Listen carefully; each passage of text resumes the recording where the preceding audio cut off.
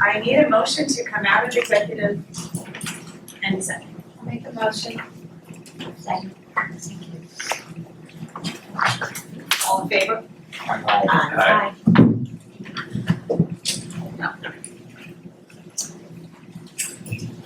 Good evening. Welcome to a meeting of the Board of Education of Somerset Hills. Please be advised that this and all meetings of the board are open to the public and media consistent with the Open Public Meetings Act, and that advance notice required therein has been provided. This is a meeting of the Board of Education of Somerset Hills at which formal action may be taken. The public will have an opportunity to be heard as shown on the agenda. Roll call. Mr. Baker? Here. Ms. Cooper? Here. Mr. Mayo? Here. Mr. McDonald? Here. Mrs. Santoro? Here. Mrs. Tober? Here. Ms. Virtue? Here. Ms. Birch? Here. Mrs. Lees? Here. Please join me in the pledge of allegiance.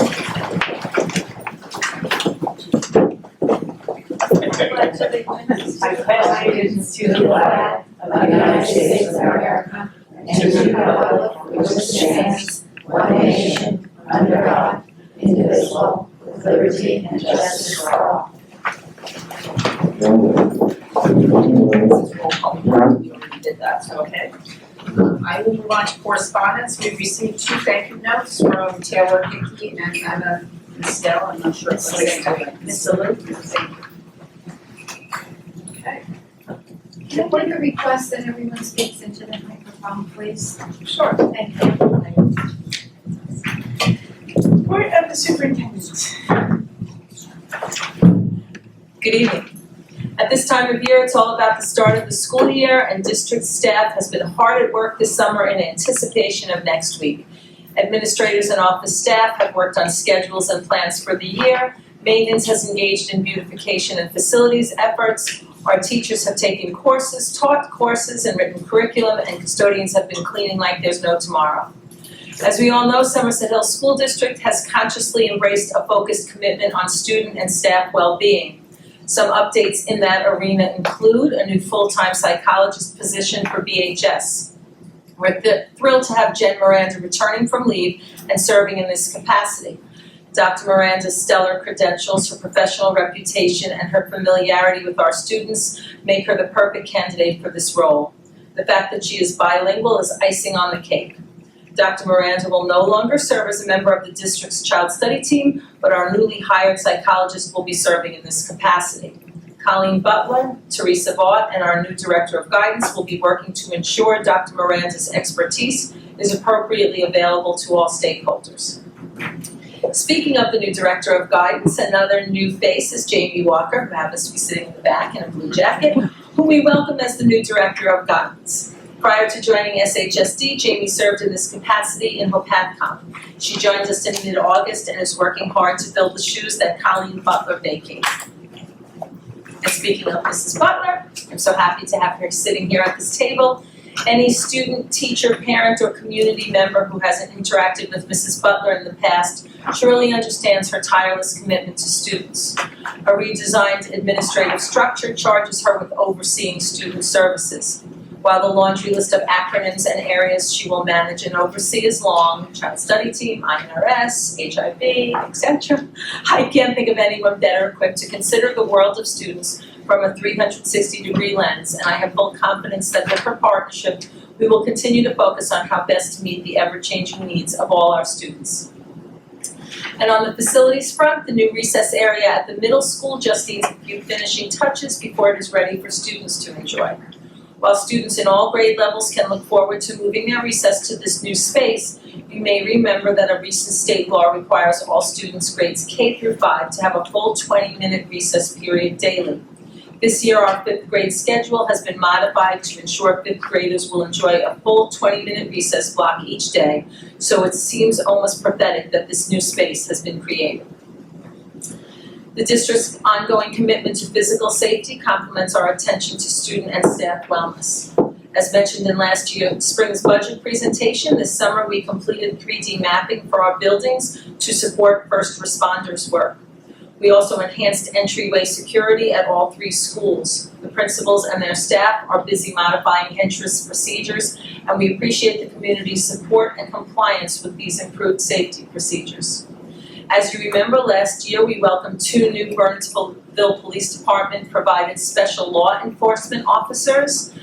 We, working under Chief Valentine at BPD, we look forward to retired Police Chief Ed Burns returning to his SLEO position at BHS again this fall. While we hope to have a replacement for the SLEO at Bedwell and BMS by now, the department's efforts to find this person are ongoing. Though we are anxious for this to be fully ironed out soon, Chief Valentine and I have temporary plans to leverage the contributions of alternative police staff while we are working toward a more permanent solution.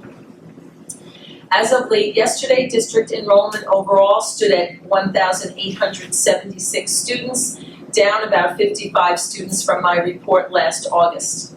Bedwell and BMS see slight drops in their overall numbers, while the high school numbers have gone down more substantially. As of yesterday, they stood at 795.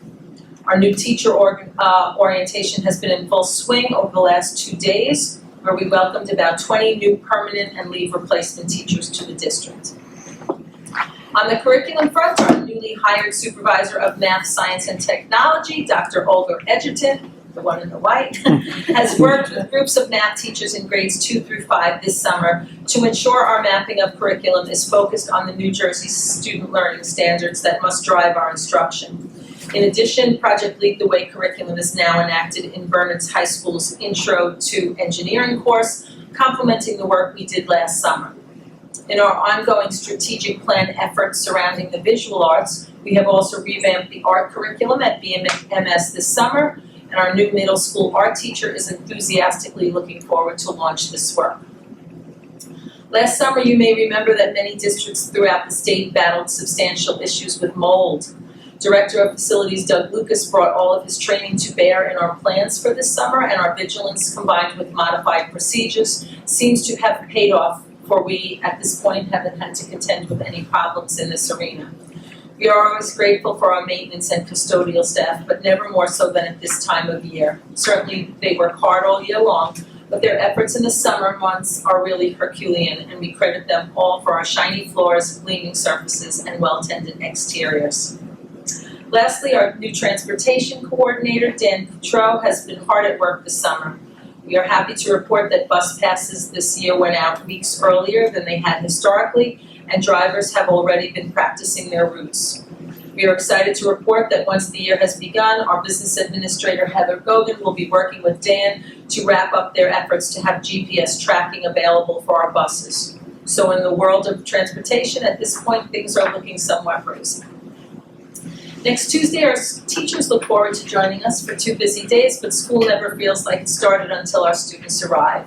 So while things feel like they are in full swing here, we're really holding our breath until next Thursday, when it's showtime for sure.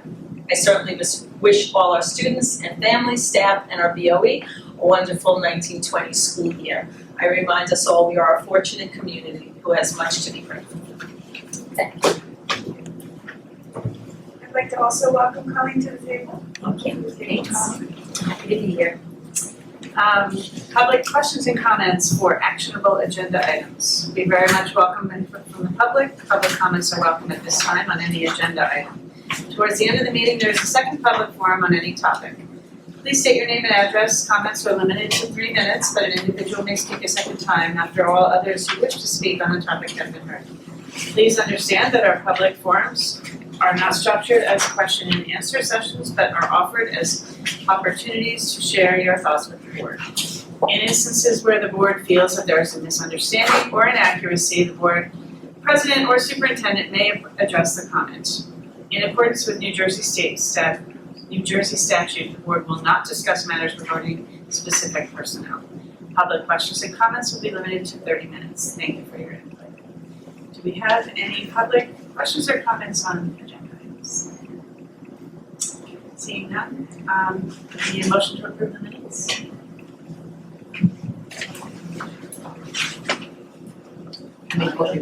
Second. Thank you. Bob, Finance, Facilities, and Operations, what do you have to vote on that? We have to discuss it, any changes, anything? No. Okay. Mr. Baker, Abstain. Ms. Cooper, Yes. Mr. Mayo, Yes. Mr. McDonald, Yes. Mrs. Santoro. Yes. Mrs. Tover. Yes. Ms. Virtue. Yes. Ms. Birch. Yes. Mrs. Lees. Yes, does Jan get to Should abstain. I'll abstain.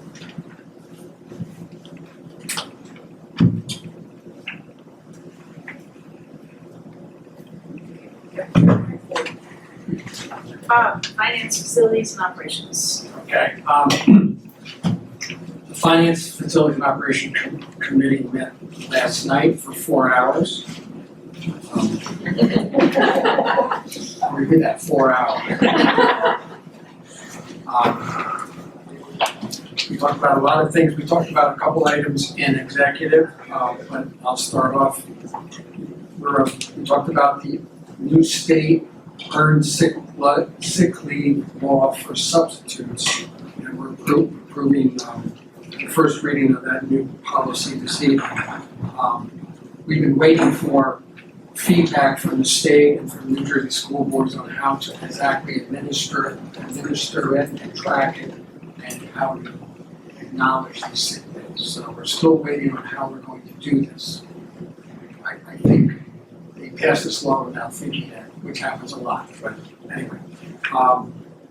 So the law says you get 1 hour of sick time for every 30 hours you work if you're a sub. And it may apply to other employees who are part-timers too. I'll leave it at that. So that's on the agenda. We talked about the proposed new bell schedule, which I know the curriculum committee talked about. It will be focused on just the cost if we implement that next school year. And so right now, it's Dr. Nigel's coming up with an extra custodial staff member to take down tables, set up tables, so we don't eat lunch at the same time. So that could be, salary and benefits, maybe $60,000. And then to buy 50 folding tables with about $75,000. So that's sort of where the numbers are. But a lot of us had concerns whether we could really feed.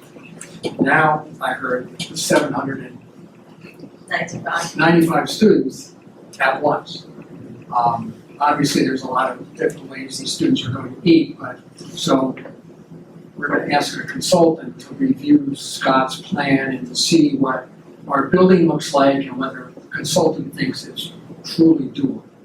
Okay, so we'll be reporting back on that throughout the year, I hope. So that's what that is. And Dr. Dempsey already reported about the security. We talked about security on the vestibule of all three schools. There's going to be a procedural change when you show up at the door right now, and that will take some training for the administrative staff and the parents and the vendors coming to the door. So hopefully that will work smoothly. She also talked about the SLEO that we're trying to, that Chief Valentine's trying to hire a new replacement for Bedwell and the middle school. But if he can't get one by next Thursday, he will provide other police officers on staff to take care of them. So that should be okay. And he's going to raise the salary to $30 an hour. So that's obviously going to pay a new person $30 an hour, and the other person also. The current SLEO will get $30 an hour, so the cost is going to go a small amount. We also talked about a residency officer, and that's on the agenda. So we have, best way to describe that, he's going to be on a retainer for $50 an hour.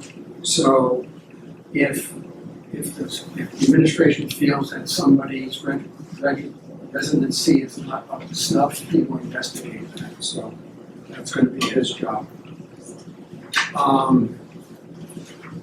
We reviewed the new fundraising form that policy had worked on. And we had a long discussion on that, round and round and round. So as usual, we're kicking it back to policy. Oh, wow. I know, I just. Get ready. Our concern was from finance that are we digging too deep into the actual how much money, how they spend it? Is that our role? So we need to discuss that a little deeper. we feel that we should always approve what the fundraising is. Does it make sense? Who is it for? What are they trying to do?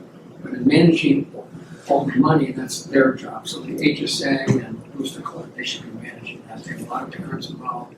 They should manage that. So I think we need to think about it a little more. I mean, we all have different opinions, so we gotta go through that. There's no super rush, but I think we need to do that in the next few months. So there's on the agenda tonight, there's 17 fundraising approvals, and most of them are HSA.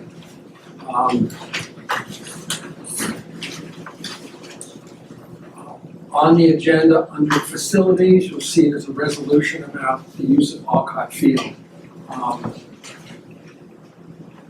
With feedback from various groups who want to use the field on Sunday, we felt the compromise was that, and you'll see what it is, we're temporarily revising it for all groups to be noon to 6, so they get 6 hours and then 4 hours, noon to 6 on Sundays during daylight saving time.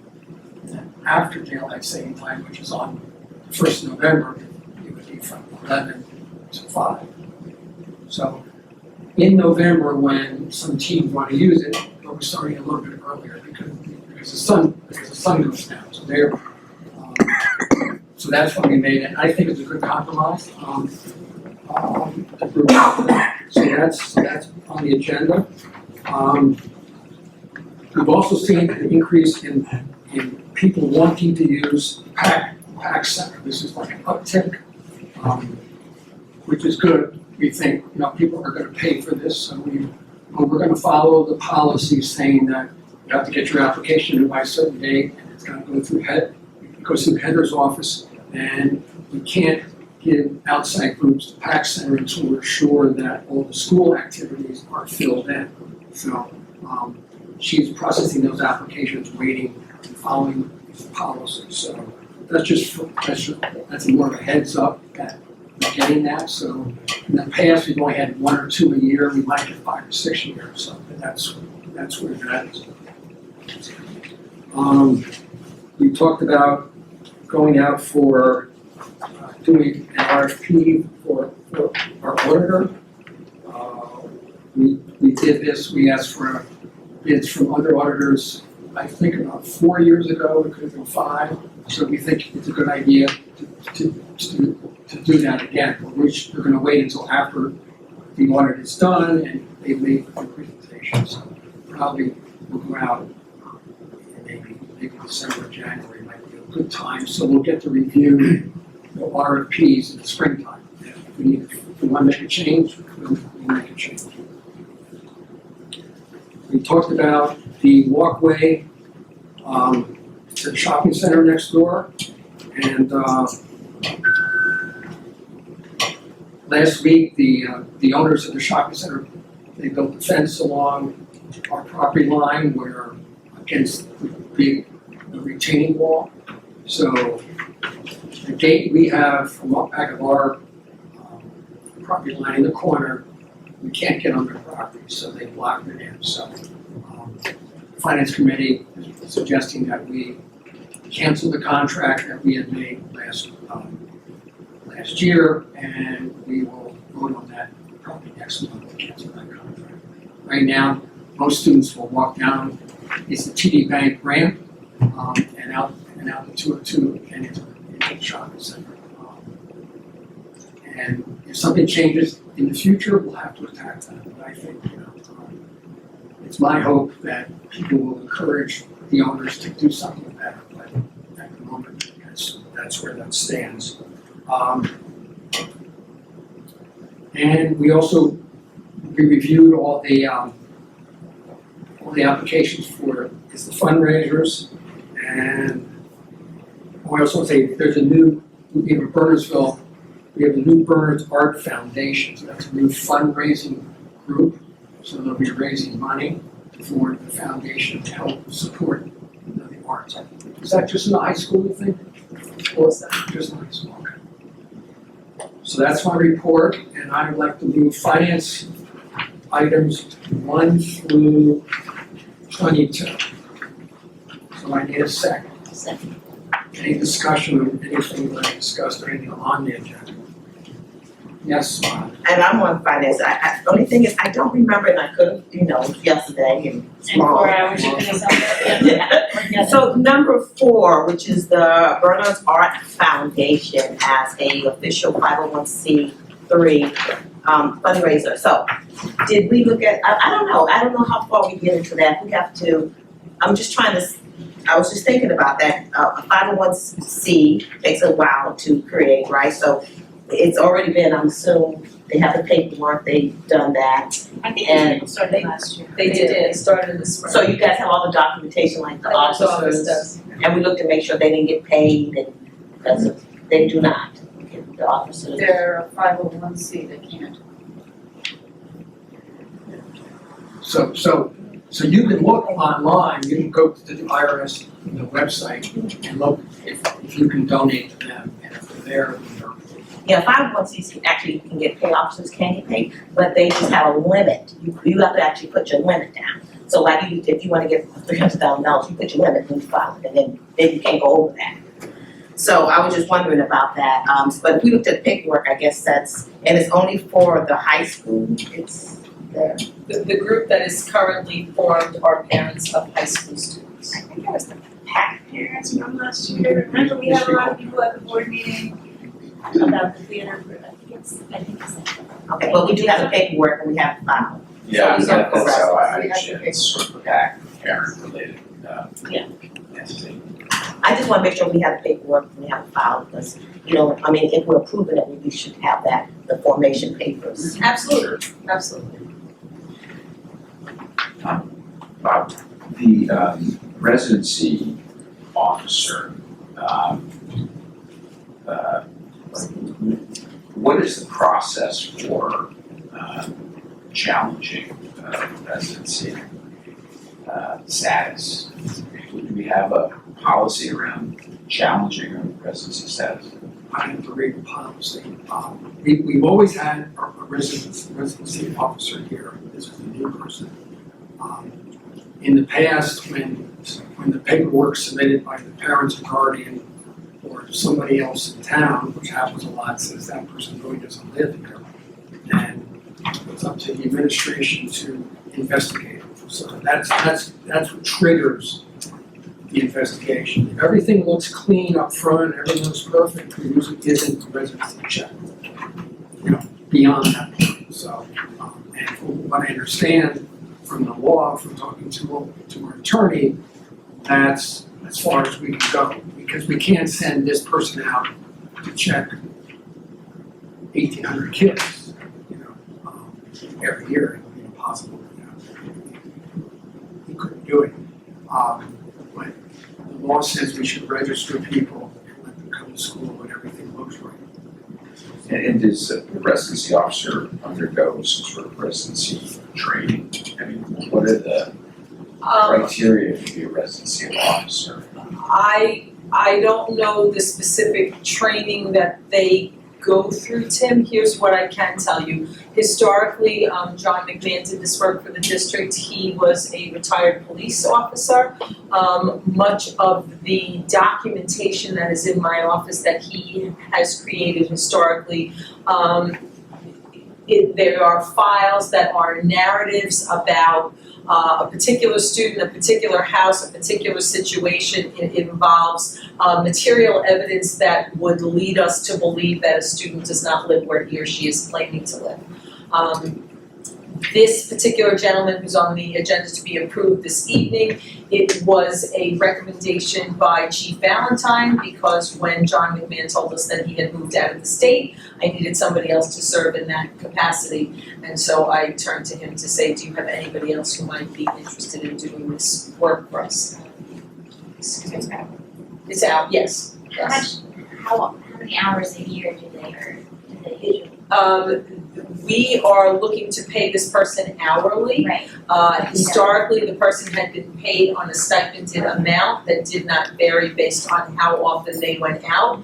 I can only speak to last year to say that in paying that stipended amount, did not really ask him to look into more than, a handful of things, so this seemed to be a better paradigm. I spoke to the superintendent in Bedminster, and she indicated this is what they were paying.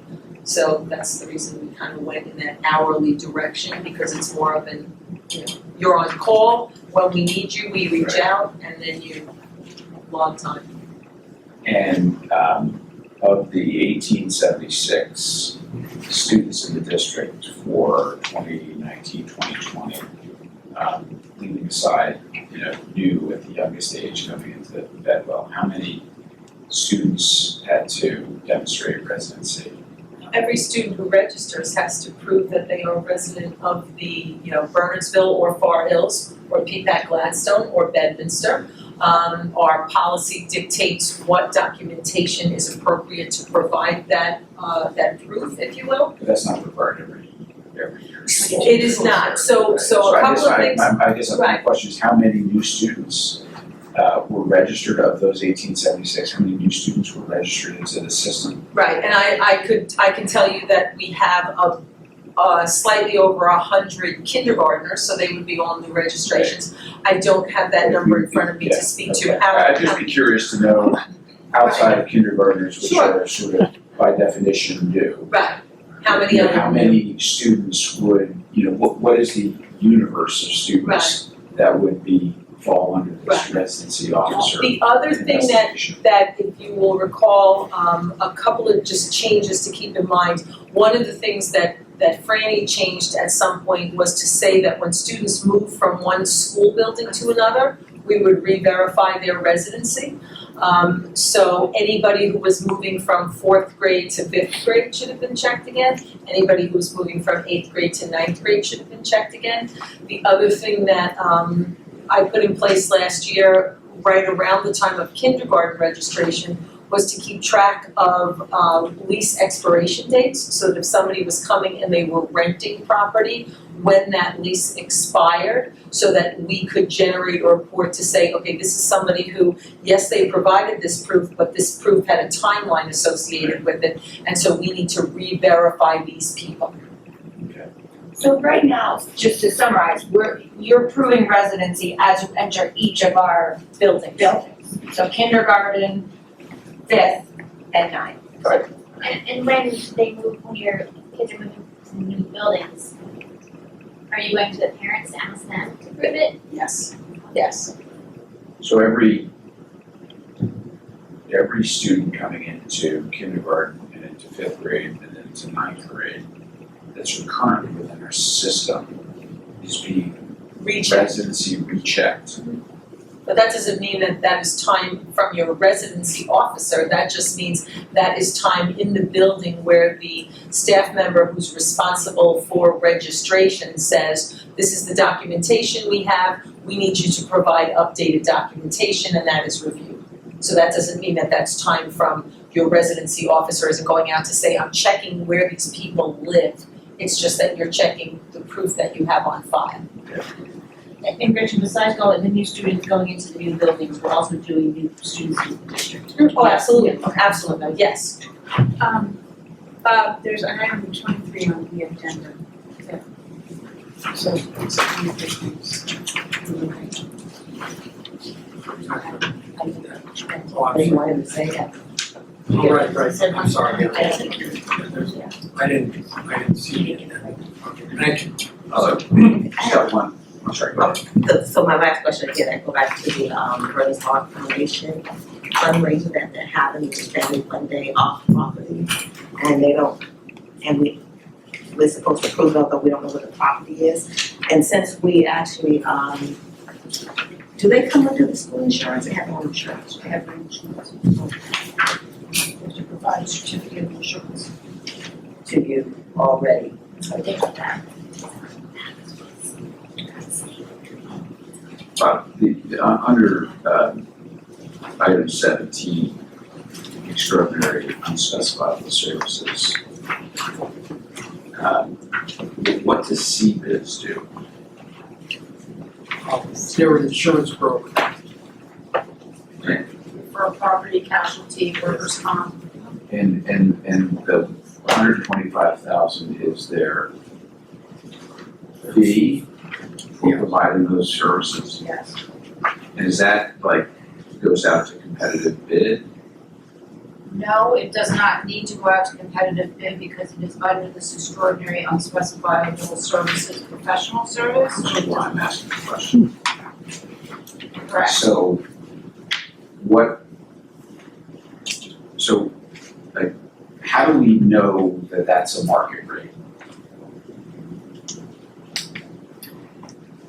Well, if you look at the total premium, which is over $1 million. Correct. I'm just pulling some, I know the premium. So you look at the fee, so most brokers are gonna charge 10% or less. We switched brokers 7 or 8 years ago. So he goes to bid to get us the best insurance. Right. That's the broker's job. But given that that's a sort of normal course of business engagement, why is it extraordinary and unspecifiable? It is considered a service that doesn't have to go through the RFP process and the competitive bid process because insurance is something that we are required to have through the school property.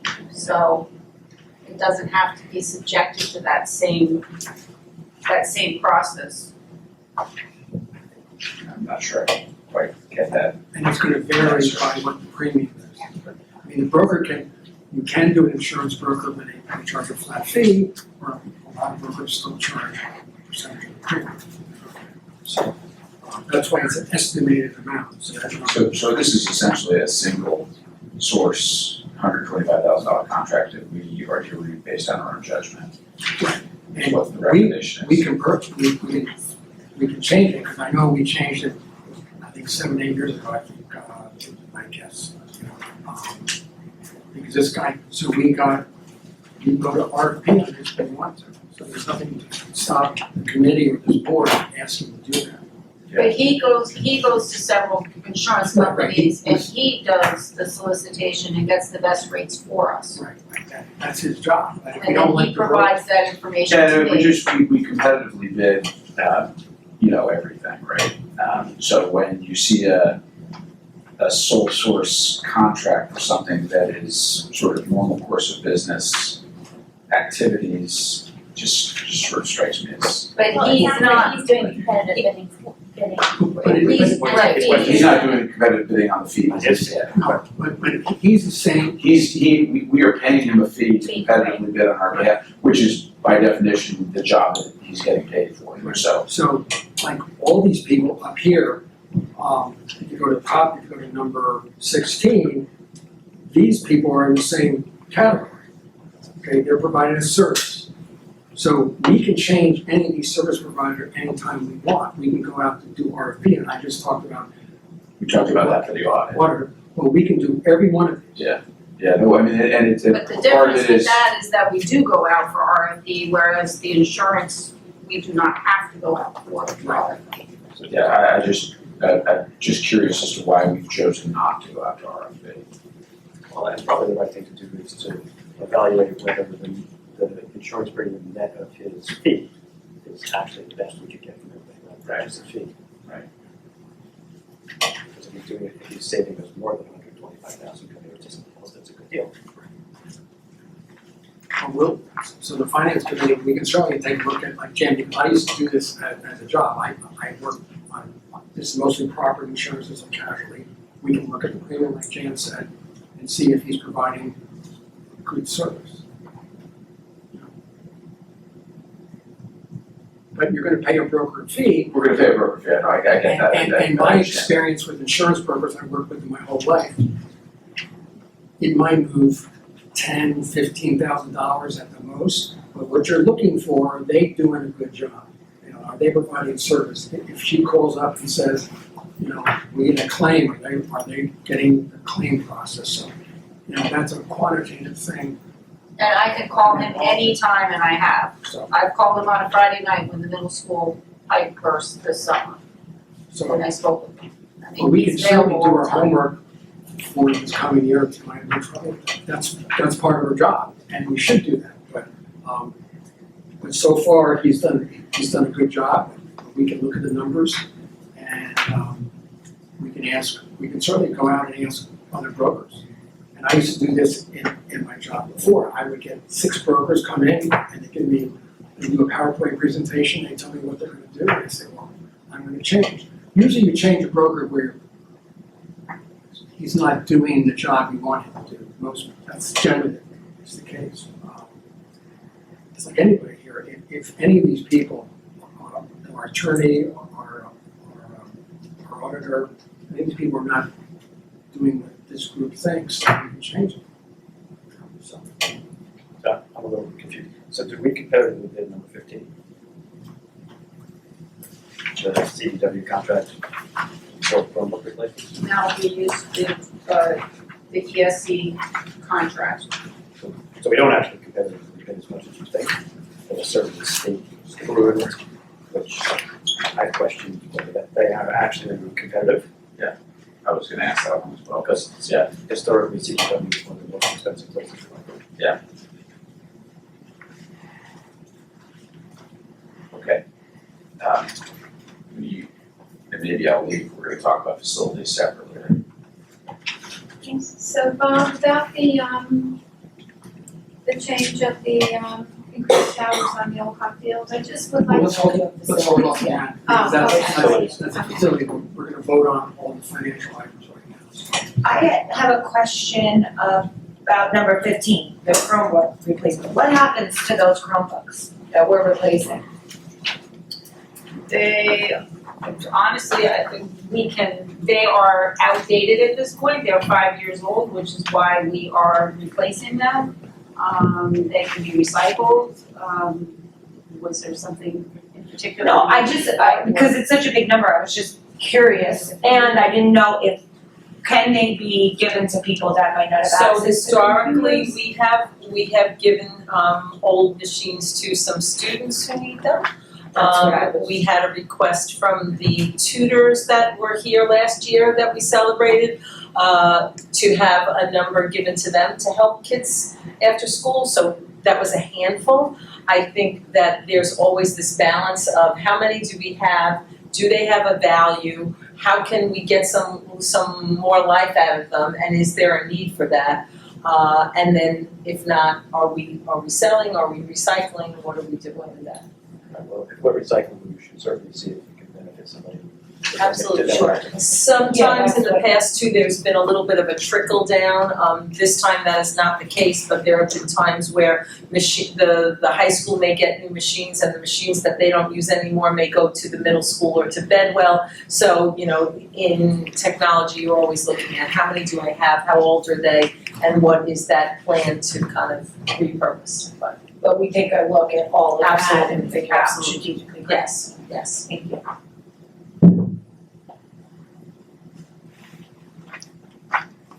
You ready for roll call? Yes. We're doing 1 through 23. Mr. Baker? Yes. Ms. Cooper? Yes. Mr. Mail? Yes. Mr. McDonald? Yes on every item but 17, which I'm gonna abstain.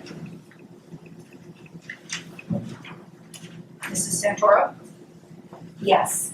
Mrs. Tover? Yes. Ms. Verchi? Yes. Ms. Birch? Yes. Mrs. Lees? Yes.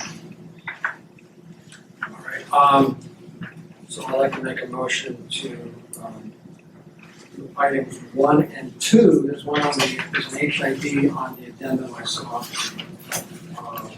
They're affirming what the superintendent reported to us last June. And number 1, which is the extension of hours for all kinds of food. Do I have a second on both? Second. Any discussion? So, increasing the hours for the use of the old hot field on a Sunday, I did want to clarify about loudspeaker usage, because there have been issues where very early in the morning, and I don't know who was on there, but the loudspeaker was on. It is a Sunday, people in the neighborhood may have elderly parents, they work all week, they want to sleep. I think that should be a sacred day where we're not having to listen to loudspeakers throughout the entire day. I just wanted to clarify that. I'm not sure what's the policy for that. Right, I don't think it speaks definitively to that, Janice, and you know, I think after our discussion, we kind of said there's this extension piece and then we'll go back to look at that regulation. The case that you referred to, I remember they were out there way earlier than these hours. Yes. I don't 8 know. a.m. And I will tell you that I do have my copies. I text him and he did get the loudspeaker turned off almost immediately. Right. But Do you have the same concerns if it's starting at 11 or 12? I don't or- think they should have that loudspeaker on all day because it's very intrusive, it's very loud. I mean, the kids that are playing, that's really not that bad, it's just the kids, voices. But the loudspeaker is very, very intrusive and there could just be one day of peace.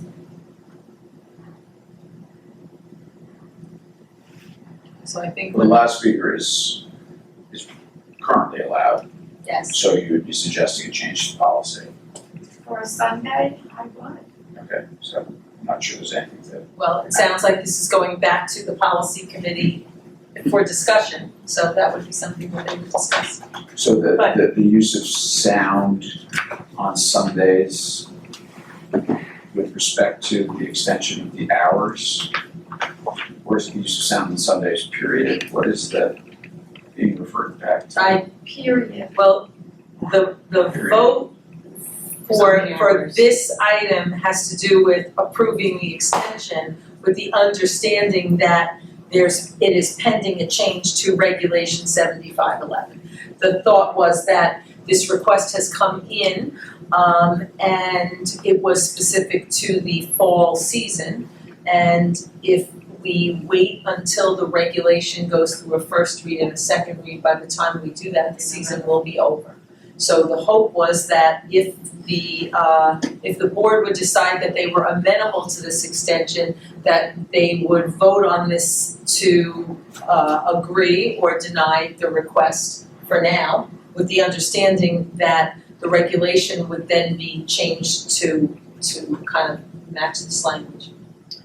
I don't know what the current usage of a loudspeaker is on the field for these groups. Well, you're only allowed so many decibels at the property line, so technically, I know, but do they actually use them? no, but I'm just saying, there's a sound ordinance in town, but that's about it. But I mean, you gotta say, what's the appropriate level of noise? Because like, even our own players, when they practice, They play music. they crank it up.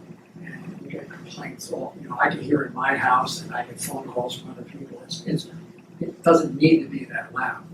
But how do you control that? So that's I don't know what you want to do with that, but Well, they do, it's common they sense. play this pump up music on, I don't know what they play it on, but I will tell you, there have been times where my house has vibrated, that's how loud the sound was. And by the way, people that walk their pets past the old cop field, they're amazed at how loud it is. It's not even just people that live there. And I want to bring something else up. Nobody ever knows what goes on in people's houses. And while we're talking about more educational, field, sports and all that, going back to, you don't know what people have to deal with in their own houses and families. And I do know for a fact that there are people that have chronic, severe illnesses in the neighborhood. And I think that we should be cognizant of the fact that it would be nice to have one day where they can be have some peace, sit in your backyard and just not have all that noise all the time. Okay, well, because that piece is not part of this, if you're suggesting that the policy committee look at loudspeaker usage on the regulation of the field usage, I think that's a suggestion for the committee, and we'll have to take that up. So I'm not familiar with the sound system, I'm not familiar with the sound system at the field, but if there's some technical solution that we can possibly do so that the speakers pointed towards the houses are turned off if they're already in normal quantity. the other direction. You know what, Well, they're Quite only frankly- pointed on the field. Okay, so, well, then maybe we can direct them away more, just something along those I lines. guess the decibels are, I think, Jan, That's the right direction. I think, look, I don't know this for 100% fact, but I was told when the sound system was put in, it really was too loud for an area like this. Like it wasn't necessary to put a sound system that loud in this neighborhood. So you start on those premises. So you have your game, you know, you do when the kids have their football games and so on and so forth, okay? But I thought it would be appropriate to bring it up now because it is a concern. I do get phone calls and you know, we're here to represent the community at large. Okay, so you want the committee to look at that? Do we know the Sunday use of the field? Is that gonna be for games? Or is Are it for? you saying what the current regulation says 12 to 4?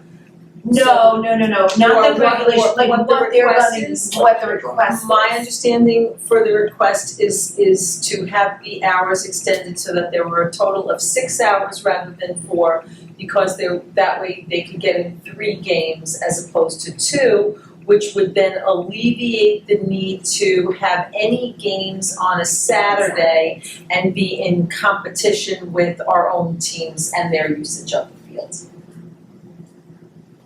I think it actually, it also has to do with the fees associated with renting the facility, to consolidate from 2 days to 1 day. So trying to get the games in under a single day. It's just Saturday, so it doesn't matter. No, How did That's not the case. unless someone thinks otherwise. I'm just wondering, so I'm just curious, cause I've never had someone play in this football league. Do they need to have music during the game? I mean, obviously there's an announcement going on during a football game. There are, having had boys who played in the football program, and having been an announcer. Yeah, and it's very, very entertaining when I'm the announcer. No, yeah, it is. It's like part of the tradition for those guys. Okay. And it's something that I think we need to be respectful of the neighbors, you know. I mean, we as a board need to be respectful of the neighbors. But it is definitely part of the tradition in juvenile football. And there's a balance to be drawn there, you know, and obviously. Yes, so the balance is You just have to figure out peace the and balance. quiet on a Sunday. Yeah, well, that's probably not considered a balance. It is a Well, it is view, if you but it's think probably about- not a But if balance. you think about how much goes on all week and a Friday night during football games till 10 o'clock and maybe even later, having one day, I don't think it's asking too much. Well, I think Burnsville actually had, as Bob mentioned, Burnsville has a law about the maximum volume, that maximum of decibels before it becomes a nuisance. So I think we should just ask the teams to stick by that. That would be for any activity, Yeah. anybody, Yeah. anybody's got that. Because anybody You can call have the police band and or ask for it to be shut down. It's also really, I But mean, there's Janice a is great saying- app for measuring decibels, so if anybody has concerns, I don't know what that level would be in terms of Bernardsville. But I'll tell you, we used it in the middle school cafeteria when we were concerned that we needed sound panels and And I think that's what Janice is saying. Janice is saying that, whatever they put in was probably too loud to start off. So if we can, I guess, check it and see if it matches that, then we could, right? Is that what you're saying, Janice? It's just too loud when they put it in. Yeah, it was designed for a Friday night football game where the stands are packed with all this going on. But when you're just having a practice or It's what I Tim's Yeah. announcing, you don't need to have a volume up. Some would suggest you need to have it lower. Because, you know, sound travels. It doesn't stay contained, it travels out. So we'll put this We'll look at it, into policy and, we'll look at it. but for now, we're not talking Yeah, about that doesn't sound. apply to this. Tonight, we're just Right now, we're talking usage. about hours. So here's another way to look at it. I don't believe that you can do construction on a Sunday. I mean, I think there are laws in the town, I believe, I hope our town does, I know other towns do. So now, if you think about it logically, if you can't do certain things regarding construction, and yet because it's noisy, and yet you can use the loudspeaker, that makes no sense, really. You can cut your lawn, cut down. You can, A gardeners. lot of people try not to do it on a Sunday, even though sometimes, but most people don't. Alright. But go out for their lawns and something. In my garden, actually, we have to come on the weekend, so they don't bother. Saturday or something. Okay. Are we good? And just one other question, you said there's an uptick in groups interested in using the PAC. Can you kind of just give a little bit more color about it? Well, there seem to be more people who run, dance programs. Is that right? So there's a lot of dance We've gotten this year. recitals. There's all types of dance programs now. There's Irish dancing, there's ballet, there's pop. So and some, like I've been to some, since I have a grandchild, so I will go tell you, you'll go to these events and they will last 6 hours. Yeah. It's like, shit myself. But, it's great for your child, your grandchild, but to sit there, so most people come to the ballet and then they leave, or Irish dance and they leave. So Heather was telling us that those are the kind of groups at the moment. And there could be others, but I don't know whether people are gonna do plays, because they just built a place in Baskin Ridge, at the Fellowship of the Village, so that's a good playhouse. Some people don't want to use our PAC because it's too big sometimes, because if you're doing a theater performance with 3 million, you have 300 people, that thing's a cavern, so. With these dance recitals we've had, the parking lot's packed. Yeah. It's just like, it's packed all in the street, and people bring flowers, and it's unbelievable. Parents and grandparents and uncles, cousins. And they charge a lot. They charge a lot for it, so, I think that's an appropriate use of our PAC. If they pay the fee, that certainly makes sense, so.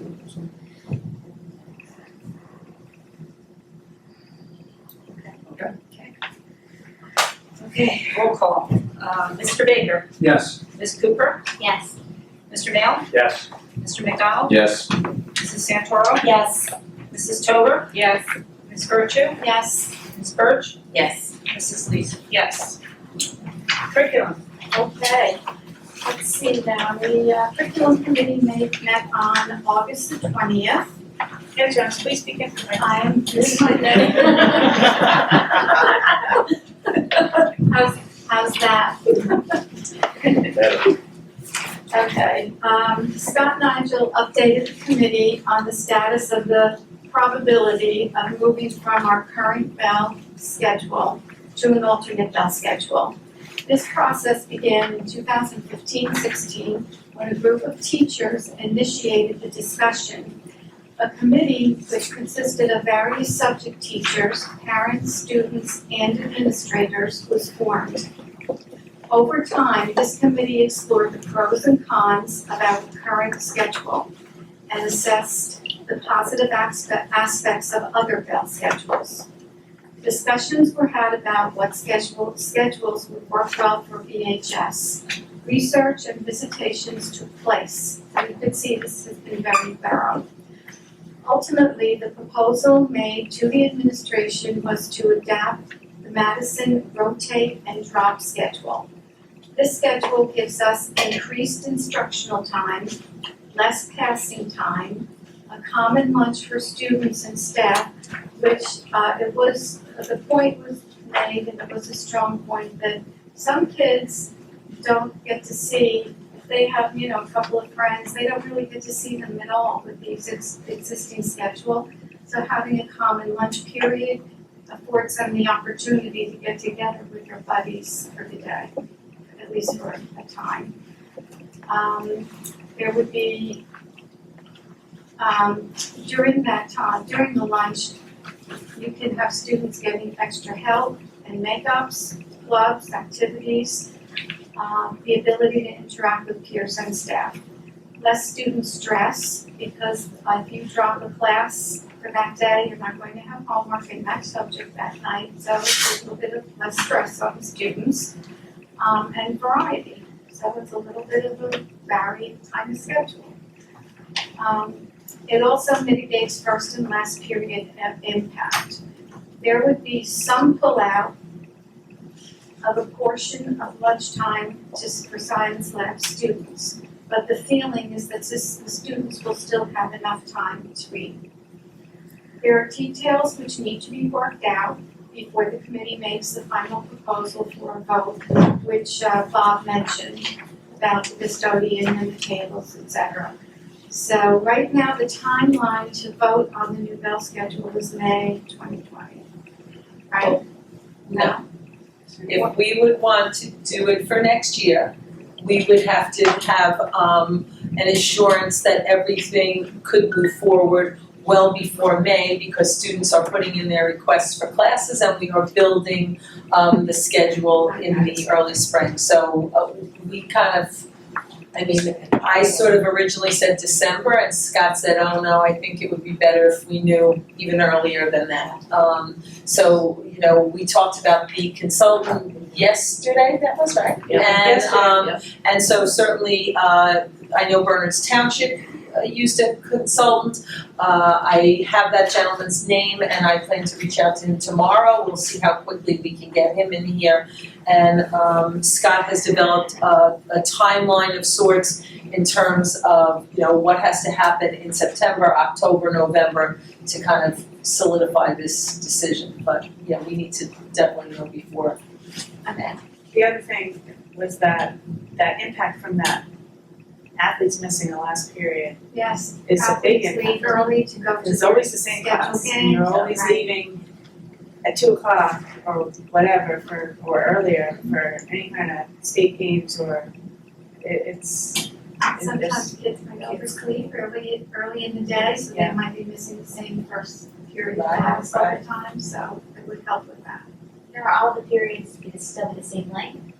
It would be longer. Longer, I mean, with each other. Yes, generally the same. 58 minutes was the last version of this. Scott has been working on tweaking specifics. He shared a tentative schedule with the curriculum committee when he came in, and I believe that we provided that yesterday at the FF&O meeting as well. Was there any consideration to have like a longer lunch period? It is a bit longer. The Actually lunch longer. period is a bit longer. I mean, to have like an hour and a half, like a lunch period, and have kids rotate lunch periods within that longer, and then so you can have one long period. And I would be lying, Nicole, if I said to you, I can speak to everything that he considered. As Janice pointed out, this is something he's been working on for the last at least 4 years. And it's gone through a certain number of gyrations. At this point, he feels strongly that this is in the best interest of his kid's student learning, and that he has a model to use from another school that has been relatively well vetted in the sense that that school is kind of living this. And very similar to our school. And the idea of having one lunch is that teachers could be available, probably on a rotating basis, because you'll need to have teachers around at different places for supervision, but that they would be, now if you have lunch first period, first, fourth, who knows if your teachers are teaching, you may not have a chance to go in to see anybody. But do want to go back to the social aspect too, because, we live in a society where everybody is glued to their phones. So wouldn't it be nice to have a time where you sit down at the evening lunch and you could actually converse with your friends and have a little socialization? No, I think it's great. I just wanted to have to, we were talking about Yeah, the and also, challenges. this has been a grassroots, I don't want to say movement, but the ideas were really grassroots. The teachers were the ones that brought it up to. No, I think it's a great, I do think a rotated drop schedule is fantastic. And so I was trying to understand a little. Nicole, as long as, we come to a place within the next, month, 6 weeks where we feel financially this is viable, and the curriculum committee endorses this, and we don't have any unforeseen impact from a facility standpoint that we haven't envisioned, Scott could certainly come to a board meeting and sort of present it in totality, because I would want to be sure that everybody understood every nuance, and if you had questions, that he was here to answer those. In the last 20 years, has the school system had a system like this in place? I have a vague recollection of my oldest son. I can tell you that there was a time that I remember from my own children where there was a period zero. I know in the days of IB, there were scheduling constraints that made that a necessary evil, so to speak. But I do not know that Burns High School has ever had a rotate and drop schedule. But that's just my recollection. I'll check with this. This came out of, one day Scott shadowed a student, and with 8 period changes, he was exhausted and shocked at how much rushing there was and how much, wasted time there is in getting back and forth. So it cuts the passing by 2, and there's more time in the classroom. So he I think that's what prompted this. Yeah, it sounds good. I was just curious if we had not tried it before. Right. Why we stopped. Oh, sure. We are definitely in the minority right now in terms of our neighboring districts, in that we have a more traditional schedule, and I think the consensus is that most have moved toward something like this with variation. And I didn't quite hear everything you said, but if I'm repeating what you said, you'll have to forgive me. But the idea about kids passing, back and forth in the halls, like everybody passing at one time, again, you go back to stress, like you pack up your books, you're rushing to your next class. It could be on the other end of the whole building. And it's just like, that's not good. It's better to be calm. I think every parent who's had a high Back to school student school. going back to school Yes. knows exactly what that's like. Yes, You yes. never actually get there. And God forbid you have to go to the bathroom. Oh, yeah. And it's just for the high school. Okay, so next item. We also have a visit from Olga Edgerton. And Olga gave the committee an overview of what the district wants to achieve in math and how to proceed. She met with the 2nd through 5th grade teachers for discussions. First and foremost, we need to align our math curriculum with the New Jersey Student Learning Standards, NJSLS. This means teachers' lessons will be tailored to those standards without extraneous concepts. Students will be tested on grade level standards. Therefore, it is logical that teaching time is devoted to the standards that are developmentally appropriate.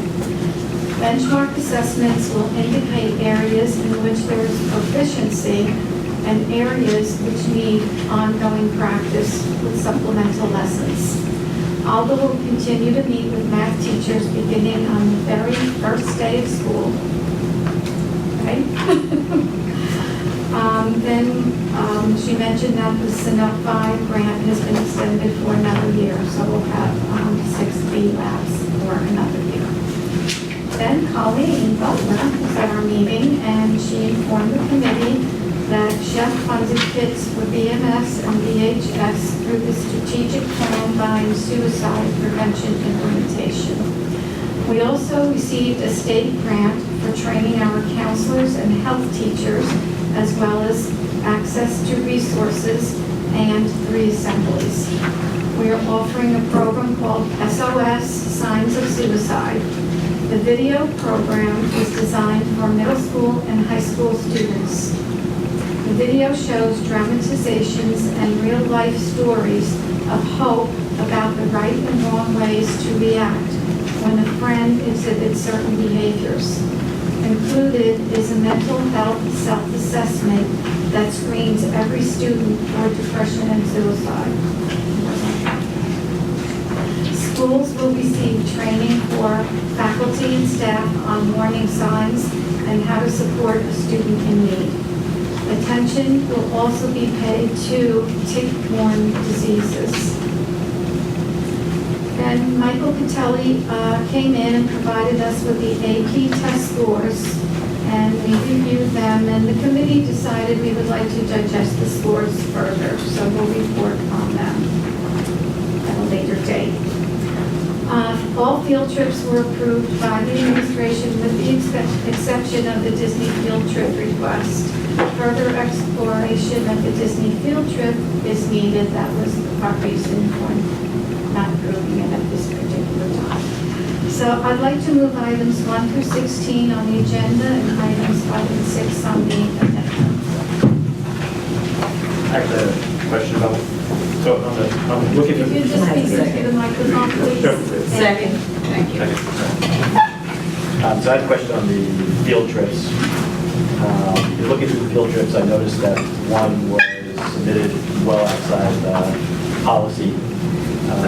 And it was clearly something they must have known about way in advance because it's a very expensive field trip. So how do we deal with that? Because while policies are great, if they don't actually meet the needs of the system, we should change policy or not, should just not enforce policy. Right, and this did come up last year too, and you know, Colleen or Gretchen, I think I'm going to let you address that. We certainly share your concern in the sense that we want every field trip to come to us in a timely manner and to be submitted on time for careful consideration. There are always lots of moving pieces. The advice of our attorney last year was if a field trip has moved forward without the appropriate approval of the Board of Education, that it is appropriate for the board to approve it after the fact. But I will tell you that anybody who provides those forms to us at a late date has the wrath of Mrs. Butler to deal with. Because there are a lot of things that have to happen, and you get into nurses that have to go on trips and arranging for substitute nurses. So it is an expectation that people will abide by those dates in the policy because there aren't too many trips that we plan for the next day. So we don't, the policy is fine the way it is. The policy is fine the way it is. And you're working- And you're working on we're enforcing doing our it. best to enforce Okay. it with We're unleashing strength. Mrs. Butler. Got it. I don't know if this is for you guys. The approval, the number 14, approval of 504 coordinators. I noticed that we have, Teresa, then we have Jane Walker, which, The new director of guidance. oh, new director of guidance. Here she is. So, okay, so director of guidance, and then the principal for middle school and the principal for Bedwell. We used to have the AVP, assistant principal there. Those roles have moved around over time, Monica. Sometimes they were the guidance counselors directly. Colleen, do you want to speak a little bit about the thought process around ensuring that these are all administrators? Right, we really felt that in that role, it's a really important role. And while the counselors play a very important role as part of the 504 team, we really wanted an administrator to be the coordinator in each of the buildings.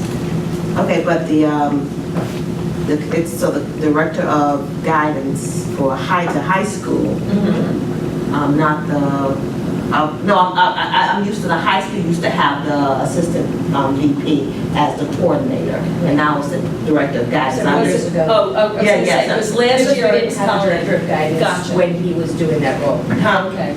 Dr. Portman filled that role Yes. before there was a director of Yeah, guidance. that's what used to And do. then when the director of guidance became a new role, I took that on. Oh, you did? So last year, Last year, as the 504. Oh, last year, you just 1 year as the director of guidance? No, 3 years, but I was all of the years that I was there, I was the 504 coordinator. Okay.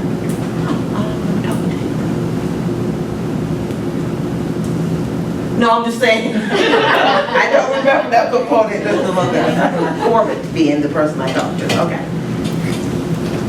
Question about the school improvement panels. What's the Band-Aid for those panels? I don't know if I completely understand your question, but I'll give. What do they do? They are mandated by the state, Yeah. so every school has to have a school improvement panel. Right. They have guidelines for the membership of each school's team. It cannot be, I believe it's more than 1/3 teacher membership. So it will always have a teacher on it, it will always have administrators on it, it will have parents on it, it has to meet twice a year. It basically reviews, data surrounding, HIB cases, in the sense that those statistics are always public and are included on our webpage. So there is conversation at least twice a year around the climate of the building. Is there a deliverable? Is there a deliverable? Is there a deliverable, is there a work product? There are deliverables in the sense that, that the committees will digest and look at different things, and they certainly have minutes, and they certainly have directions that are provided by the state in terms of what their role is. I can't say that there is a tangible, here's what they, kind of did, but they're not things that we can not have. And certainly when CUSAC came in, they want to see evidence that these committees, your school safety and climate team, your Right. SCIPs are meeting, what their meeting schedule is, and what they are discussing at those meetings. Seems like a great, mechanism for feedback, particularly given parental involvement. I just hadn't really been familiar with Gotcha. any real, that it sort of came across more like a box checking exercise. And I just I'd be very curious as to see what can come of that. And I think certainly from a standpoint of these particular names and these particular committees, there is some compliance aspect to that, so I would not argue that. I think that our work around things like climate and culture are certainly bigger than these. I know we've had the middle school come in and talk about the work that they've been doing. We've certainly invested money in those efforts. They are going into year 2, right, Tim? And so I think everybody recognizes that students' experiences in school are very much colored by the climate and culture of a building. And I just want to make one observation on that. You commented about Olga's work that was done on the analysis of the math curriculum, and I would just say it was really outstanding. It was very impressive, totally professional, and even color coded, which made it easy to remember. It's like red, yellow, green. So just an incredibly welcome addition to this district, and really excited to see where all that stuff goes. But if you haven't had a chance to look at it, if you can, for those who are on the committee, please, I think we should try to circulate We can that. share that. Yeah, I think it would be She's coming next month. Well, to present those will be your standardized test scores. Yeah. But certainly we can share out what she produced. She gave us a sample of, I think it was grade 4, right, Olga?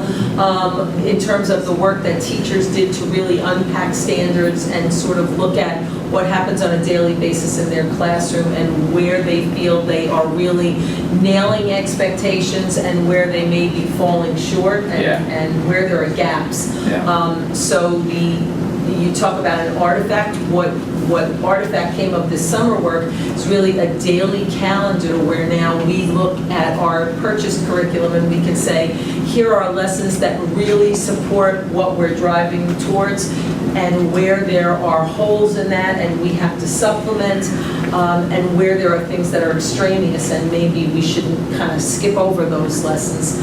Certainly we have an understanding that at some point there may be changes to the curriculum that are warranted, but for a step 1 at this point in time, it seemed like the best place to kind of dig in. Yeah.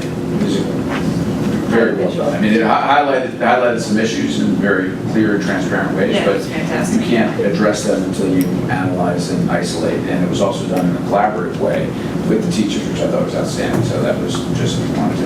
So Tim, Take thank that you for observation. making that statement, because I believe, I usually don't speak for everyone, but I am going to now that we all agreed with your statement about all this presentation. And so we, the non-committee members, can we see that as well? Yes, we can certainly get that Thank to you.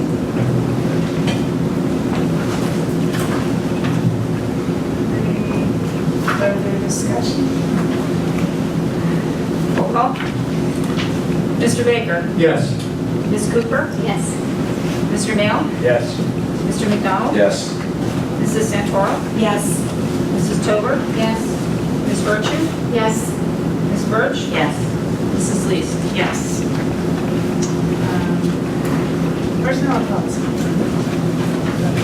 Well, once again, Bob, you have made my job very easy tonight because you've checked most of the boxes I have to report on, which is good.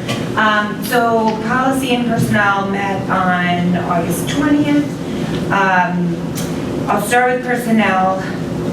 Dr. Dempsey made a small wording change to aid in the hiring of cafeteria aides. And that just changed the requirement from 2 years of college from required to desired. Dr. Dempsey gave us an update on the hiring of one vacant SLEO position. And again, she's talked about this, Bob has talked about this, the district's still fully committed to this position, and we are working with the Bernardsville Police Department, who is actively looking to fill this position. And then, once again, as we always do, Dr. Dempsey reviewed our current staffing requirements and needs within the districts and gave us an update as to where we are. I should move personnel now, right? Before I go on to Yes. Yeah. Okay, so I need to move items 1 through 59 on the agenda, and then items 2, 6, 9, 11, 17, 57, 61, and 63 on the agenda. I know, this is a big night. Well, and that is because as we settled the Shea contract, all of the teachers needed to be reappointed, not just for their new steps for next year, but for their 18-19 restated at the new salaries. So that's why there's so much detail in there. Yes. Any questions? I have one tonight. On number 24, the overload, is that in addition or is that included in the I'm sorry, hang on one sec, Monica, I just want to find 24. Number 24, What yeah. page is it on? Page 17. So your question was whether those overloads are included in the other salaries that are reported out, or whether they are in addition to? Yes. Overloads are in addition to. The salaries that are reported in the subsequent pages are the salaries as they would be on the salary guide. Overloads are an additional teaching responsibility that contractually comes with a cost. It is certainly something where we use these judiciously, in the sense that there's contract language that says that you can't use overloads to actually minimize the number of full-time equivalent staff that you need, nor would that be in students' best interest. I will tell you that compared to last year, our overloads are less by about $10,000. So we had fewer overloads this year than we did last year dollar-wise. How much is it? The total for these, I want to say it was, well, you've got them right here, right? 21, 29, 30. I want to say it was about $100,000. It might have been a little bit more. And we had budget for more, you're saying, so we went. If we budgeted based on last year's was around $129,000, $130,000. Okay, thanks. Sure. Anybody else? Did we get a second, I'm sorry? We get a second? Yeah, on the personnel. Second. Second. Thank you. Just while we're on personnel, where do we stand with the replacement for the theater director? Director is on your agenda. Yeah. The candidate that is being recommended came out of the process last spring. Scott involved students and parents from the PAC organization. They, the outgoing director could not have been kinder about helping us through that process. I called him and he recommended a search, something called, I think it was called Art Search, but certainly a facility that would not just be our regular Track posting. And Scott and the group vetted the applicants and identified, candidates that they wanted to interview. I'm not sure how many people they brought in to meet with. I know ultimately there were 2 strong candidates that the group kind of honed in on, and this is the candidate that he is recommending. Okay, and the group, the students and parents were engaged and they're enthusiastic. Absolutely, throughout the process. Yeah, and Yes. they're enthusiastic about the selection. That is my understanding. Excellent. Thank you. Sure.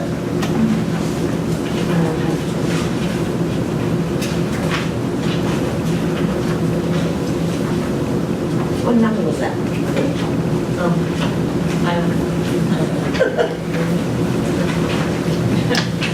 I'm just wondering, it's not. Her name is Susan, I want to say Spidell. It's number 17 on the agenda.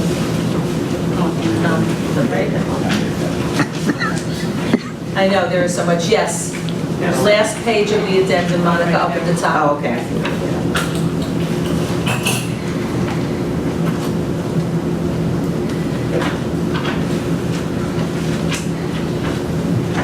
Any more discussion? Roll call. Mr. Baker? Yes. Ms. Cooper? Yes. Mr. Nail? Yes. Mr. McDonald? Yes. Mrs. Santoro? Yes. Mrs. Tober? Yes. Ms. Virtue? Yes. Ms. Birch? Yes. Mrs. Lees? Yes.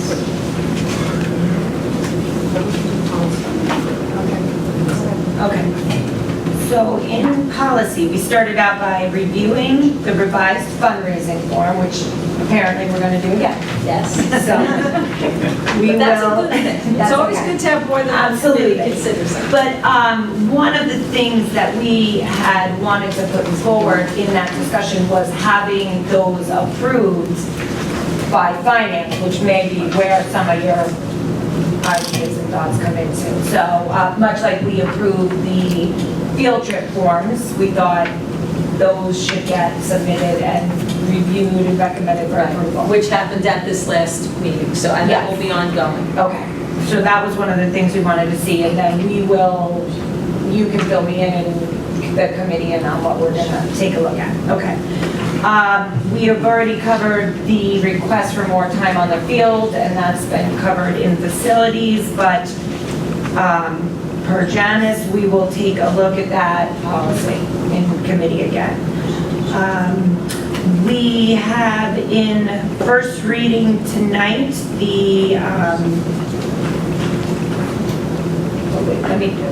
so in committee, we looked at the revised language for the random student drug testing policy, and that is in first reading tonight with some revisions to the appeal process. We also have in first reading tonight the earned sick leave policy, which again, Bob has already touched on. And we have in second reading tonight the board member and term receiving the sick policy. So, and then finally, we discussed the Strauss-Esme sustainability policy, which we had been talking about taking a look at for several months last year. And we took a look at that. At this time, we don't think that the policy is going to do anything to enhance the current standards and practices we have with regards to sustainability. So we're not recommending that we adopt that policy at this point. So that is it for policy as far as what we discussed, and I'd like to move items 1 and 2 on the agenda. Can I get a second? Second. Any discussion? just describe like the backdrop for making modifications on the drug testing policy on the field? Yeah.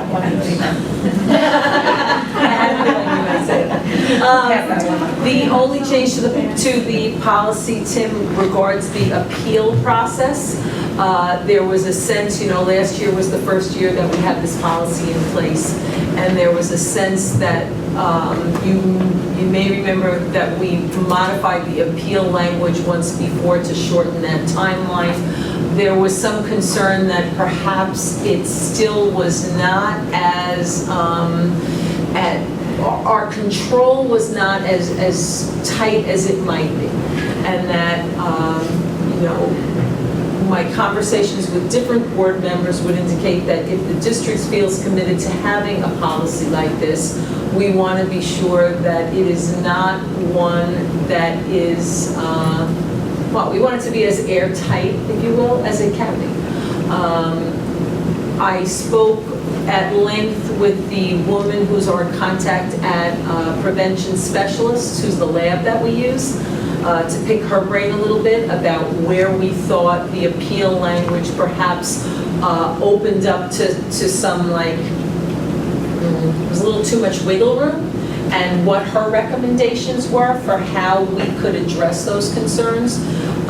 That company does drug testing for the Department of Transportation, and so she really, from a standpoint of knowledge, I felt like I was talking to somebody who kind of knew the ins and outs of this.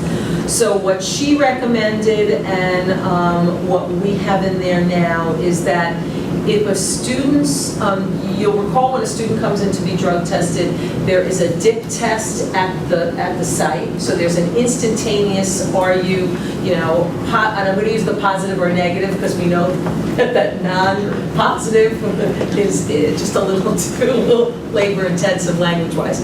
So when we have that dip test instantaneously, we have a result. Right now, if the result is negative, fine, you go back to class, it's all over. If the result is positive, the sample that has been tested is then sent out to a lab for another test. So we have this one sample has now been tested twice, once on site and once off site. The law says that if you have a policy like this, you have to have an appeal process. It does not dictate what that appeal process has to look like. What she recommended is rather than have students have any kind of confirming test, which is what we had in place, rather than have a confirming test be handled outside of that setting, so that a student is leaving and going off and having another test done somewhere else at some later time, that a second sample be collected at that point in time during this collection, so that the confirming test could then be handled by prevention specialists.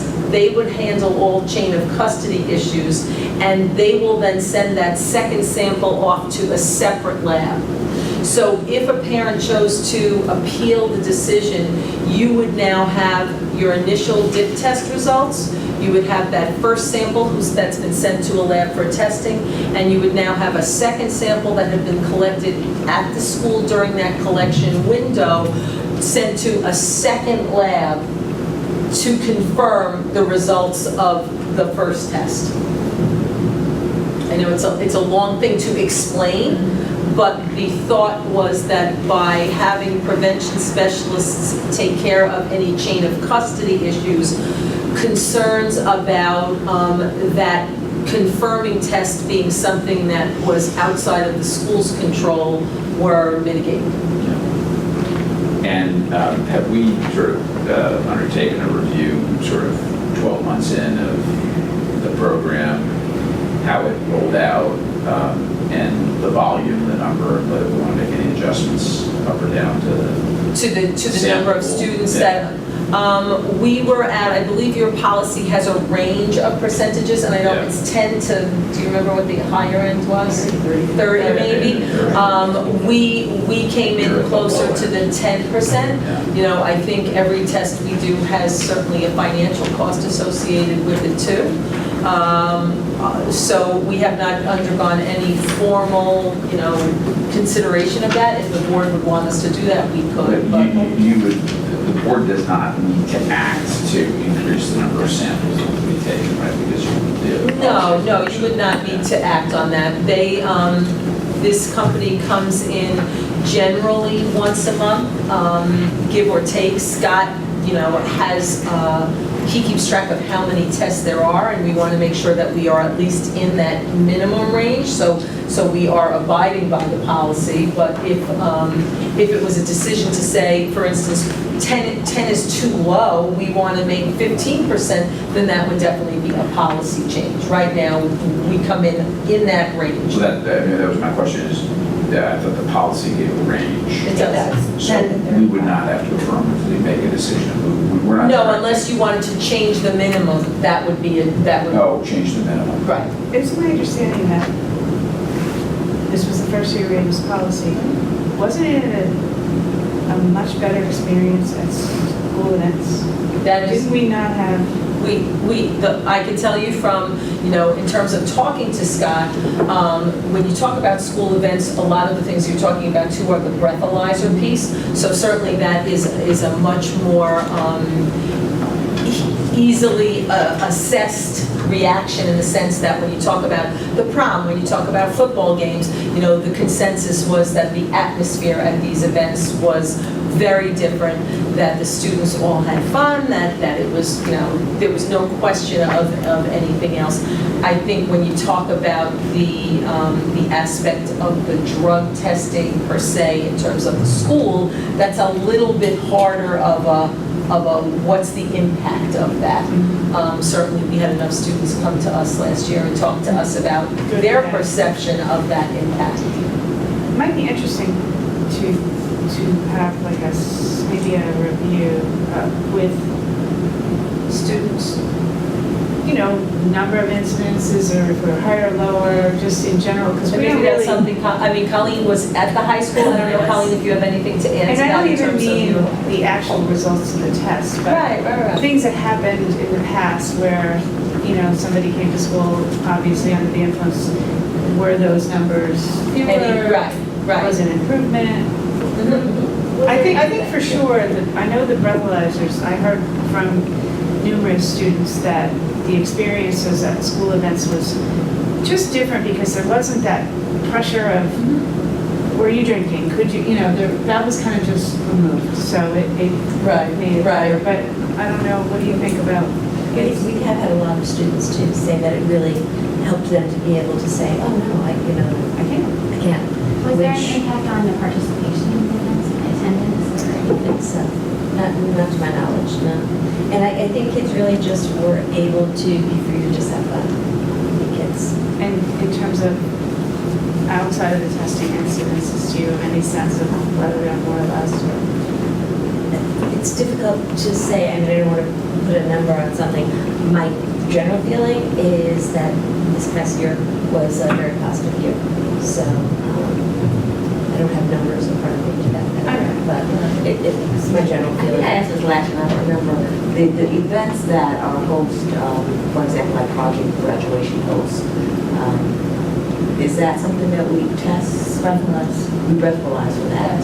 So that's because it's considered a school event, because we have approved the fundraiser, or I'm just trying to I'm asking these questions, I'm just thinking. You mean what kind of stamps it as a school event, Monica? Yes.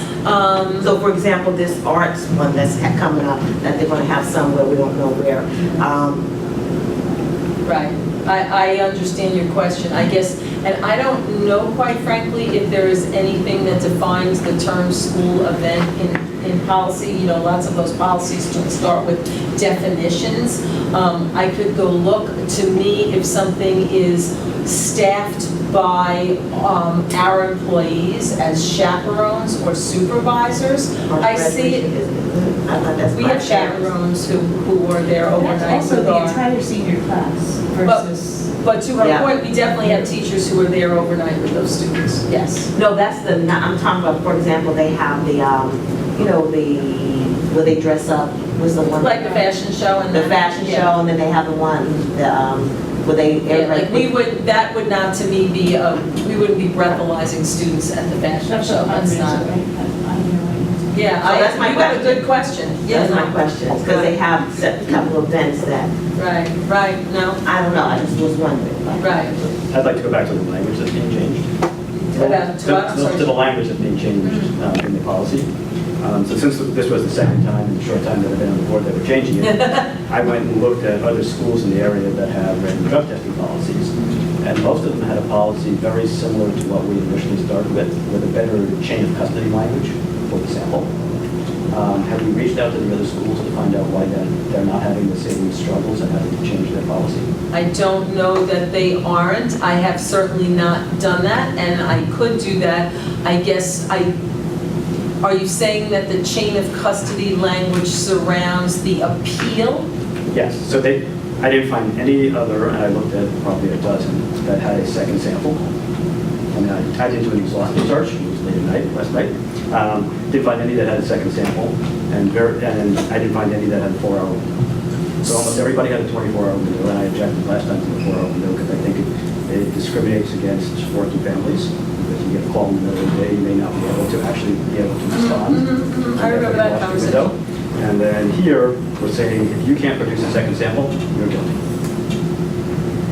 And I think we're making the appeal much more difficult than we really should. Am I understanding you correctly when you say that the others did not include a second sample? Correct, they had a chain of custody that the original sample went to the lab, and then they took that same sample and shipped it somewhere else that the parents requested. So sample number 1 was did they have dip test, do you remember? I don't remember. All right. I mean, if you give me the names of those So it's- districts, I can definitely Yeah, talk. I just Was Googled that random sample drug testing high school in New divided Jersey. Because I don't know, that was a big thing, is that you Yes, can't. and this lab cannot split the sample. but This is a big that's thing. a lab, is that a lab thing or a wand? I think that's a lab thing. You always Like do. a tampering thing. But what I Sports, don't know is, all do they all professional athletes dip always on do. site? Or Because do they labs, collect and then You send? can't contaminate the sample, because no, Right. Because you can't. in a court of law, they'll argue you contaminate the sample, two separate things. And the piece that I don't know, Jan, is we test on site. And I don't know whether other schools collect and then send and say, we'll get back to you, go back to class. And if the board feels, that one is more beneficial or less. But if you give me some of those Yeah, school I'll districts, send I it can to you. definitely, yeah. So, and just for clarity, so we test on site, when are the parents notified? The parents are notified, and I believe it's only on the positives, is it, or on the negatives too? No, Dr. Nigel reaches out to all families within a very short amount of When they're time, complete. saying, your child was tested, everything was fine, or, So Right. the parents are reached out to this on To say the, when on the the- dip test, when on the- the dip test, not Yes. on the Yes. confirming test. Correct. So that even makes it that much more difficult for them to appeal in a 4-hour window. All they have to do is say they want to appeal. Right, they can Right. And say, then they What have, happens if they're at work? they can say it on that phone call. Yeah, suppose you don't reach them. Or suppose they say, He's not leaving a suppose they message. say, I can't actually talk, can't think about this at work. Then the window I need to- wouldn't start until he's, Well, so they pick up the phone, they say, yes, your son. I understand you have concerns And about the now- 4 hours. Yes, exactly, so why are we shortening it to 4 hours? We're not- Now that we have a second sample? We're not shortening it to So 4 why- hours, it is currently 4 hours. Why are we keeping it at 4 hours when we have a second I sample? think that's a conversation for, if this group, if the group feels Okay. like that, the appeal language stood at 4 hours, that is not something that was changed in this iteration So of it's that changing the appeal. last iteration with an agreement that you would consider changing it back. Richard, just so I'm clear, a test comes up positive, an attempt is made to go to the parent can't be reached. They're overseas in a meeting, can't be reached. Do they? The clock does not start until they have That's what I received thought, the maybe. results of the test. Right, but if the parent says, that's great, I'm at work, I can't contact the attorney, I'm at work, I can't think about this, I have to wait till I get home. The child can also request the appeal. So if the child says, at that point in time that they've received the results, no, I'm going to appeal, that The is. child can appeal on their own. Yes. But the minute it's positive, you're gonna collect a second sample regardless, so then they can appeal whenever you reach them. Right, but the language in there now is the current language which says the So 4 you would hours. feel comfortable with the 4 hours changing to 24 hours with the modifications on the chain of custody, in other words, the sample will be collected at that same Right, I time. mean, I think that's still. That's probably a Right, I think the more second- logical way to do it. Right, I think the second sample is still pretty onerous, but I'm good if we stay to 24 hours. The other alternative I would say is that you can notify the parents at the dip test that they don't have to tell you about the appeal until the confirming test, until 4 hours after they're notified about the confirming test. Because that way they have some time to think about it. They have some time to reach out to But we their were only parents. doing the confirming test when they were appealing. Yeah, they- Oh, you only do it on the Yeah. appeal? Yeah. You do the dip test, and Okay. if it comes back positive, Okay. what you're suggesting is, look, Give me some time. 24 hours, just for a whole bunch of I would agree with you. And I think you just now close the window on that the second sample happens 24 hours later. That's it. Location, which is really what you're trying to solve for. Mhm. So I think Absolutely. moving the 4-hour window Yeah. to 24 hours with the sample being collected Yeah. at Having the same been time. collected Yes. already. Makes a lot more sense. That's fine. Yeah, that's fine. So That's can fine. we make a motion to change that 4 hours to 24 hours? Yes, you can. And then keep The the rest of confirming the language rest the of that same? language. Okay, And make this the first reading of that then modified. this can be With the the first 24. reading. Yeah, Works fine. okay, so you want me to make that motion? All right, here we go. I'm gonna make a motion to change the request for an appeal to be made within 4 hours of receiving the results of the drug test to be made within 24 hours of receiving the results of the drug test. I'll second that.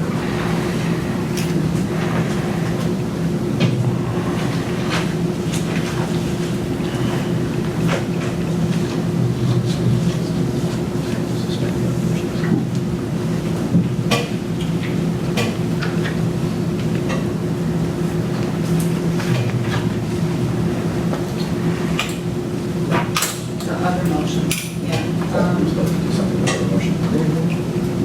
as part of that, you could rescind the second part of that policy. In the first reading, where that is, I'm sorry, is it in the policy or the regulation? It's in the regulation. It's in the Sorry, regulation. the regulation.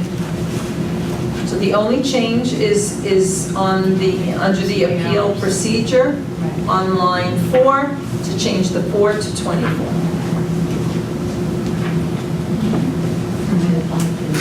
Motion is to change the policy, right?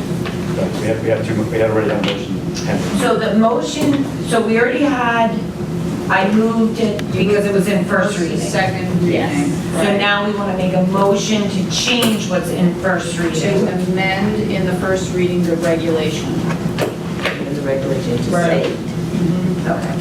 And then to approve the amended first. and then approve. And then approve the amended Yeah. regulation in first reading. Yeah. Okay. Okay, so I need a roll call for the change from the 4 hours to the 24 hours, so I'll do that one first. Mr. Baker, Yes. Ms. Cooper, Yes. Mr. Mayo, Yes. Mr. McDonald, Yes. Mrs. Santoro, Yes. Mrs. Tover, Yes.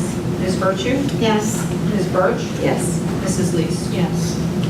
All right, and now we go to the approval of the first reading and the second reading with that change in place.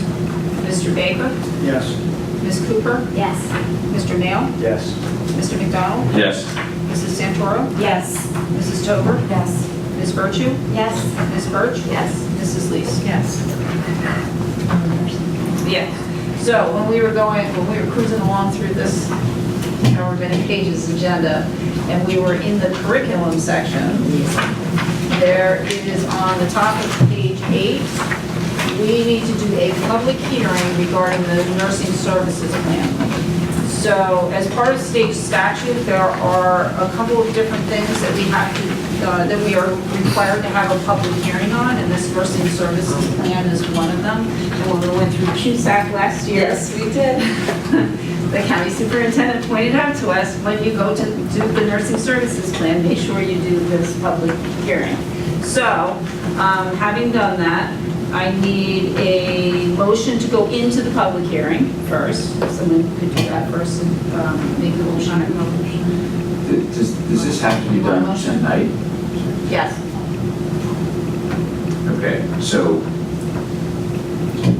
where in the materials do we have a description of the nursing service? You have the nursing plan in your packet. Where is that? It's in there. Yep. That's not correct.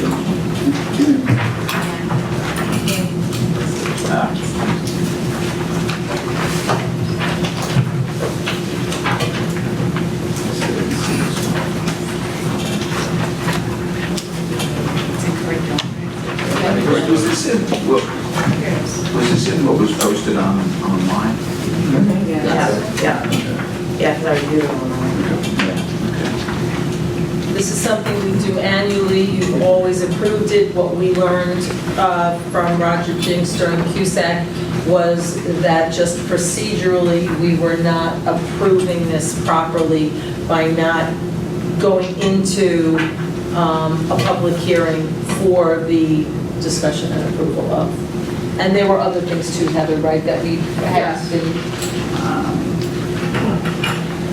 They're escaping me right now, but I have them written down, I have a list, so as they come up, as we go through this year, you're gonna see a couple of times, we're gonna say, okay, we gotta do a public hearing on this.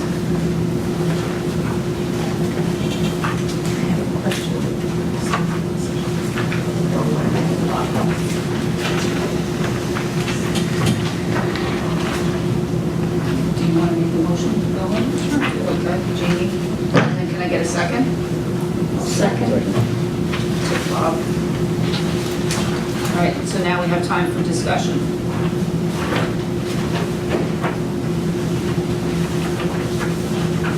I had a question, but I don't think it's, because I was looking at the IHCPs. Where are you, Monica? I'm trying to find it. I was looking at the IHCPs. IDHPs? The IHC, yeah. IDHPs, page 9? It's a CP. Oh, I don't know. Yeah, care plan. Chronic care management, what is that? I don't know. Emergency health plans? Like- Yeah, it's number, I guess it's number 8. I thought, because we have Teresa brought as the contact person, but isn't it really the nurse? Oh, I guess for the plan. She's the Yes. contact person for the She plan. But at supervises least the nurses. The nurses are the ones who are in charge Yes, of like absolutely. the Absolutely. ICH, the IHCP or the ICHCP, one of those guys, start with I. So you'll see on the first page, she's the district contact, all the school nurses are there. She gathers the information from them and she's the one who collects it and, is the. But she's only the contact for this, For not this for. document, for this absolutely, document, not for the absolutely other right. stuff. Yes. Okay, Yes. okay. Any further discussion? If not, then we have time for public comments. Anyone from the public? Comments on the nursing plan? Oh, we have to make it up. Oh, motion to close. That's it. If we don't have any public comments. Okay, seeing none, I need a motion to close the public hearing. And motion to close the public hearing on the nursing I'll plan. second that. And then we already adopted it as part of the motions 1 through whatever it was, so. Got it. All right. Does it happen with all the plans or just nursing? There are some other Like the things that we have a technical public hearing on, and there's not a technical plan. There are some other things, and I'm sorry, I don't remember the list off the top of my head right now. This is the only one tonight. So this is the only one tonight. So, we voted on, Yes, okay, yeah. so community relations did not meet, which leads us to supplementary matters. Yes. I want to actually make a motion. I want to motion that the Somerset Hills Board of Education go into executive session at 6:30 at the next regular scheduled meeting on September 25th, 2019. Okay. Take a second. Second. Okay. You're gonna have to give me all that wording. Oh. Do you wanna email me that or just write it? Yeah. Yeah, okay. Okay. Any other? Supplementary matters otherwise? Everybody has a vote. Okay. Oh, yeah, we have to vote on Maybe we it. have to vote on We this. have to vote on it. Now we have to, yeah, she made the motion, we got the Yeah. second, now I gotta vote, yes. Now we need to vote. Okay, Mr. Baker. Yes. Ms. Cooper. Yes. Mr. Nail. Yes. Mr. McDonald. Yes. Mrs. Santoro. Yes. Mrs. Tober. Yes. Ms. Virtue. Yes. Ms. Birch. Yes. Mrs. Lees. Yeah. Okay. Any other supplementary matters? Well, I just want to make one comment, in that we're entering year 2, under our new superintendent. And it's great to see the improvements that have been made over the first year and your sort of team coming together across the administration. There's been a change in tenor, I think, with respect to how the school is being administered and how the board is operating. I think it's a testament to our president, but I think it's also a testament to our superintendent. And I just think it's really exciting to see where we're going as a district, and the improvements are tangible. The new staff additions are amazing. Just as a single board member, I just want you to know that I think you've done a wonderful job in your first year, and I'm very excited and super supportive of your efforts here going forward into the next school year. Thank you, that means a lot to me. I will keep doing everything I can. This is an important job to me and I think to all of us. Yep, can't agree more. Thank you too. Public questions and comments on non-agenda items. This is the most Sam. crowded I don't know, 7 months. It's gone. Right? 9 months. I know, I was gonna say. I would move for adjournment. Okay. 9:23. All right. Wow, nice. Oh, I should have motioned that we fix the clock.